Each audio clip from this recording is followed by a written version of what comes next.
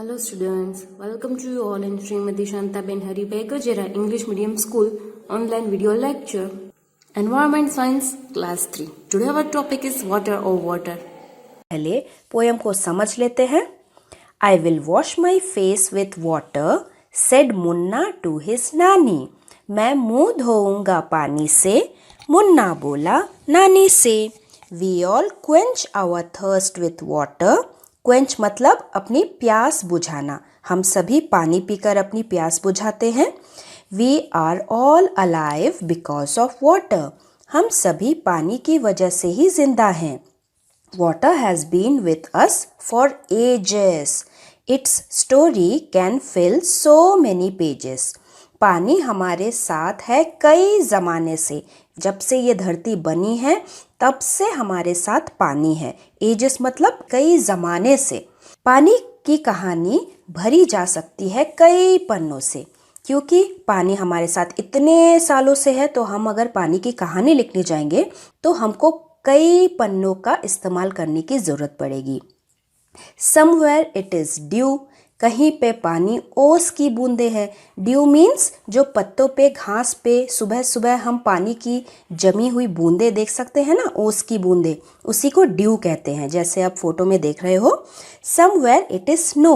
कहीं पे पानी बर्फ है. जैसे आप फ्रिज में भी पानी को जमा देते हो तो वो सख्त आइस बन जाता है, तो उसी आइस को स्नो भी कहते हैं. Steam is also water. As you know, steam मतलब भाप. जो गर्म पानी के ऊपर से धुआं धुआं जैसा उठता है ना, वही होता है स्टीम. तो पानी के कितने रूप हुए? स्टीम जो कि है गैस, स्नो जो कि है सॉलिड सख्त, और पानी जो है लिक्विड मतलब तरल जो बह जाती है. In nature water is found in 3 forms. Solid जो कि है आइस, लिक्विड फॉर्म जो कि है वाटर पानी के रूप में, और गैस जो कि है स्टीम के रूप में. इन तीनों रूपों में हमें पानी मिलता है. We can see water in so many forms. Water has forms so many. That is what says my nani. The river flows. नदी बहती है. The waterfall sing. झरना जैसे गाना गाती है. जब झरना ऊपर से गिरता है तो कैसी सुंदर सी आवाज़ आती है ना, तो ऐसा लगता है जैसे झरना गाना गा रही हो. And water swells in lakes and spring. पानी बहती रहती है झीलों में यानी कि लेक. यहाँ पे आप देख सकते हैं खूबसूरत सी झील. और स्प्रिंग्स. स्प्रिंग्स यानी कि जो पानी ज़मीन के अंदर से निकलती है उसे कहते हैं हम स्प्रिंग. जैसे जब बारिश होती है, ज़मीन पर पानी गिरती है, तो वो पानी कहाँ जाता है? आपको क्या लगता है? वो पानी ज़मीन के अंदर रिस जाती है, वो एब्जॉर्ब हो जाती है और ज़मीन के नीचे कहीं जमा हो जाती है. जैसे कुआं, आपने कुआं देखा होगा, वैसे ही स्प्रिंग भी ज़मीन में एक गड्ढा होता है जहाँ पे पानी अपने आप ही बाहर आने लगता है ज़मीन के अंदर से. तो ऐसे ही जगह को जहाँ से पानी अपने आप ज़मीन के बाहर आने लगता है, उस जगह को हम स्प्रिंग कहते हैं. तो यहाँ पे आप देखिए स्ट्रीम, जिसे एक छोटी सी नदी भी कहते हैं, अ स्मॉल रिवर. इसको आप कंफ्यूज मत कीजिए स्टीम के साथ. स्टीम मतलब भाप. STEAM मतलब स्टीम जो कि है भाप. और लेफ्ट साइड में लिखा है स्ट्रीम. स्ट्रीम मतलब एक छोटी सी नदी, ए स्मॉल रिवर, जिसे हम कहते हैं स्ट्रीम. इसमें ये R है, STR, और स्टीम में R नहीं है, स्टीम. उसके बाद वाटरफॉल. वाटरफॉल मतलब झरना. जो ऊंची खड़ी चट्टान या पहाड़ से नीचे गिरने वाली जलधारा होती है उसे हम झरना वाटरफॉल बोलते हैं. और तीसरा है lake, a large area of water that is surrounded by land, जो कि है झील या फिर सरोवर. आइए पढ़ते हैं नेक्स्ट क्या है. Life on earth it has brought. धरती पर जीवन पानी ही लेकर आई है. Watered fields and life they got. Field यानी खेतों में पानी की बौछार की जाती है तो फसल कैसे लहलहा उठती है. जैसे हर एक पत्ता एकदम खिला खिला फ्रेश हो जाता है, ताज़ा हो जाता है. आपने देखा होगा आपके घर के आसपास या फिर आपके घर में अगर कोई पॉट है, प्लांट है, और अगर हम उसको 2-3 दिन पानी नहीं देते तो कैसे मुरझा जाती है, सूख जाती है, मरने लगती है। लेकिन जैसे ही हम उसको पानी देते हैं वो एकदम स्ट्रेट खड़ी हो जाती है, खिल जाती है, उसके पत्ते ताज़ा हो जाते हैं, है ना। खेतों पर भी पानी की बौछार की जाती है। वहाँ पे जो फसल होती है, पेड़ पौधे होते हैं छोटे छोटे, वो भी एकदम खिलखिला उठते हैं। But when the water breaks in flood, लेकिन जब बाढ़ के रूप में पानी बह जाती है, great misfortune it always works, एक बहुत ही दुखद भाग्य ऐसी पानी लेकर आती है। फ्लड क्या होता है? फ्लड मतलब बाढ़। जब बहुत ज़्यादा बारिश होती है, बहुत ज़्यादा बारिश, तब नदी का पानी भरने लगता है। और नदी का पानी जब हद से ज़्यादा भर जाए, ऊपर आ जाए, तो वो क्या हो जाएगा? पानी तो बह जाएगी। तो नदी का पानी अपने साइड से बह जाती है और शहरों में आ घुसती है। और ऐसे ही सिचुएशन को हम बोलते हैं बाढ़ आ जाना, दैट इज़ कॉल्ड फ्लड। तो जब पानी ऐसे शहरों में घुस आ जाती है, सड़कों में घुस के आ जाती है, तो काफ़ी लोग उसमें मर जाते हैं। देखिए आप फोटो में, ये जो घर है ये जैसे पानी में डूब ही गया है। तो इस घर में जो रहने वाले लोग होंगे वो भी पानी में डूब जाएंगे। यहाँ पे गाड़ी या और स्कूटर चलना कितना मुश्किल हो जाएगा। स्कूल कॉलेजेस, कोई अगर बीमार है तो वो हॉस्पिटल नहीं जा पाएगा। कई तरह की बीमारियां होने लगेंगी क्योंकि ये तो गंदा पानी है। तो इसीलिए हद से ज़्यादा पानी भी अच्छा नहीं होता, उसे हम कहते हैं फ्लड या फिर बाढ़। Too much rain causes flood, हद से ज़्यादा बारिश बाढ़ लेकर आती है। While no rain causes drought, जबकि अगर बारिश बिल्कुल भी ना हो तो ऐसी सिचुएशन को बोलते हैं ड्रॉट। ड्रॉट क्या होता है? जब बारिश बिल्कुल नहीं होती तो क्या होगा? ज़मीन का पानी सूख जाएगा, धरती सूख जाएगी। जैसे आप इस फोटो में देखिए, मिट्टी में पानी की एक बूंद अगर नहीं है तो धीरे धीरे मिट्टी का जो भी पानी है वो सब सूखता जाएगा। और एक समय ऐसा आएगा जब धरती फटने लगेगी, क्योंकि पानी के बिना हर चीज़ सूख जाती है, यहाँ तक कि धरती भी सूख जाती है। तो अगर ऐसी सिचुएशन आए कि 5-6 साल 10 सालों तक बारिश हो ही ना, तब धरती की हालत ऐसी हो जाती है, बिना पानी के सब कुछ सूख जाता है। और ऐसी सिचुएशन को हम बोलते हैं ड्रॉट। तो चलिए आगे क्वेश्चन आंसर कुछ सॉल्व कर लेते हैं। Do you know any poem और song on water? Recite it in class. अगर आपके घर में भी कोई गाना या फिर पोएम गाया जाता है पानी के बारे में, तो उसे अपने क्लास में रिसाइट कीजिए। Which are the places mentioned in the poem where we find water? इस पोएम में ऐसी कौन कौन सी जगह है जहाँ पे हमें पानी मिलता है? तो ऐसी जगह है, फर्स्ट इज रिवर। रिवर मतलब नदी। A large natural flow of water that goes across the land and into the sea. नदी क्या होती है? अ लार्ज, एक लंबी सी natural flow of water. Natural flow मतलब जो हमें नेचर से मिली है, ये हमने इंसानों ने नहीं बनाई, ये हमको नेचर से, प्रकृति से मिली है, जो एक जगह से बहकर दूसरे जगह तक जाती है। And it goes into the sea. और नदियाँ, सारी जो नदियाँ होती है वो बहती रहती है। आपने देखा होगा नदी का पानी कभी स्थिर खड़ा नहीं रहता, वो बहता रहता है। तो इट फ्लोज इनटू द सी, नदी का पानी बहकर समुद्र में जा मिलती है। Second is waterfall. वाटरफॉल मतलब झरना। A river that falls down from a cliff, rock etcetera. तीसरा है लेक। लेक यानी कि झील। A large area of water that is surrounded by land. And fourth is spring. Spring मतलब प्राकृतिक जल, natural water that gets collected from underground sources. जो जमीन के नीचे का पानी होता है उसे हम कहते हैं अंडरग्राउंड। जो जमीन के नीचे का पानी होता है, अंडरग्राउंड सोर्सेस, वो जब जमीन के नीचे से जमीन के ऊपर किसी भी गड्ढे से बाहर आने लगती है और एक झील जैसा बनाती है, तो उसे हम कहते हैं स्प्रिंग, यानी कि प्राकृतिक जल। These are also called natural sources of water as nature is giving us these form of water. इनको हम natural sources इसीलिए बोलते हैं क्योंकि ये हमें प्रकृति देती है, नेचर देती है, इसीलिए हम natural sources of water बोलते हैं। Now take the activities for which water is needed. जिन जिन काम को करने के लिए पानी की ज़रूरत होती है उन एक्टिविटीज़ को आपको टिक करना है। First is to play. हमें खेलने के लिए पानी की ज़रूरत होती है? नहीं, बिल्कुल नहीं। We should not waste water.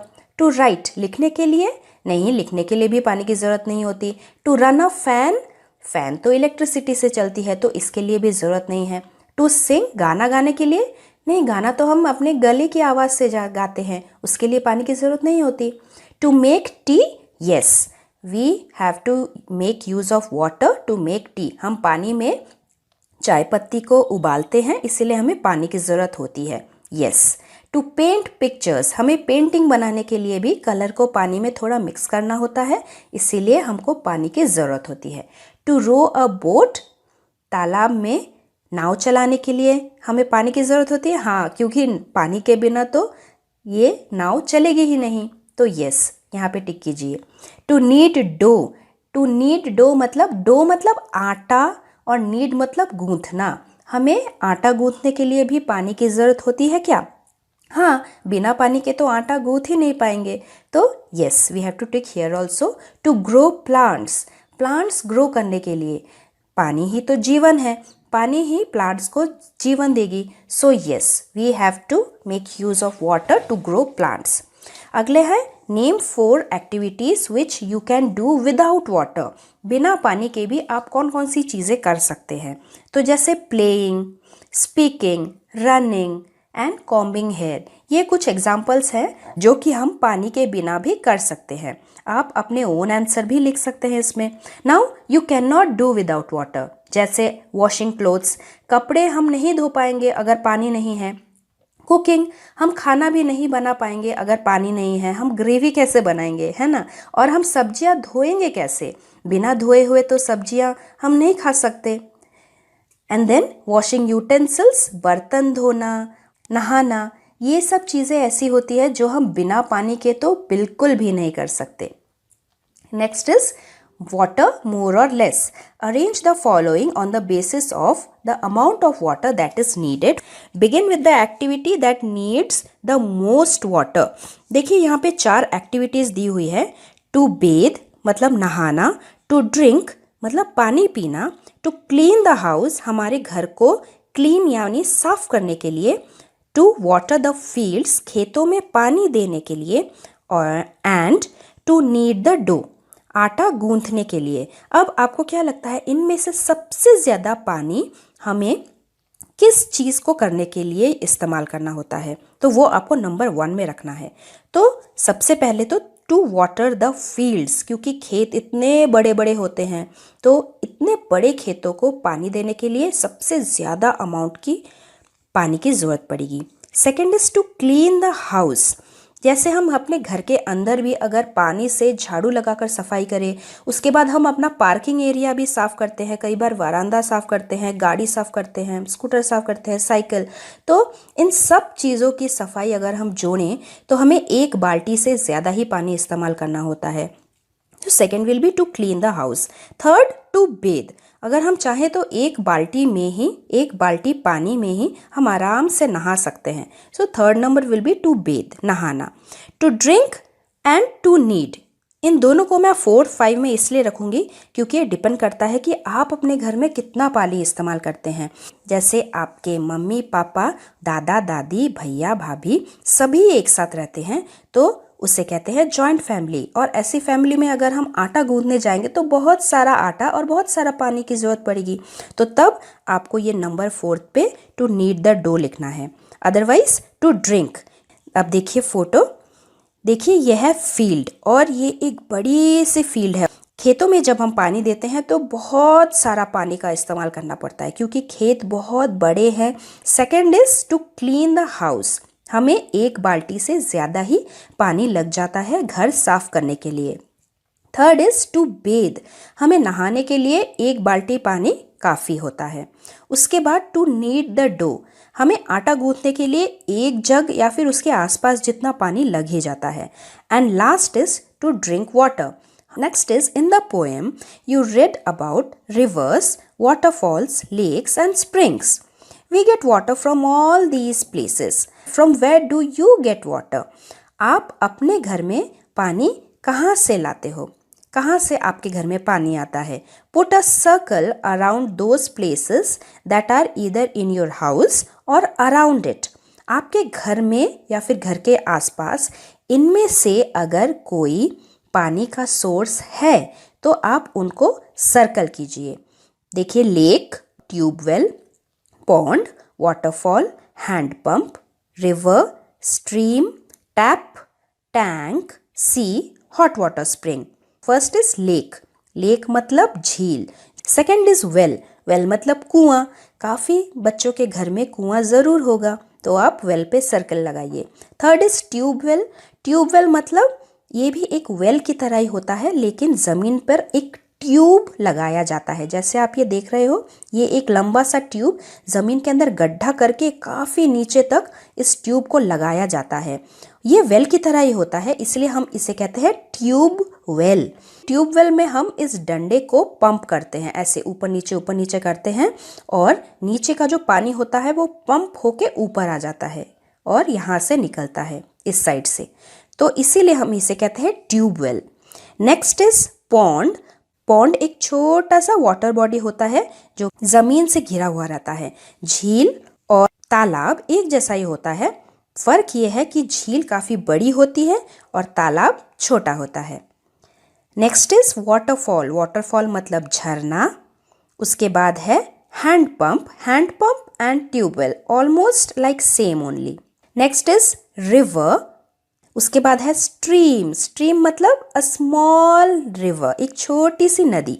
ये रिवर और ये स्ट्रीम लगभग एक जैसी होती है। फर्क इतना है कि नदी बहुत बड़ी होती है, एकदम चौड़ी होती है, काफ़ी दूर तक ये बहती है, लेकिन स्ट्रीम जो होती है ये छोटी होती है, पतली होती है। ये देखिए कितनी छोटी सी है, ज़्यादा चौड़ी नहीं होती।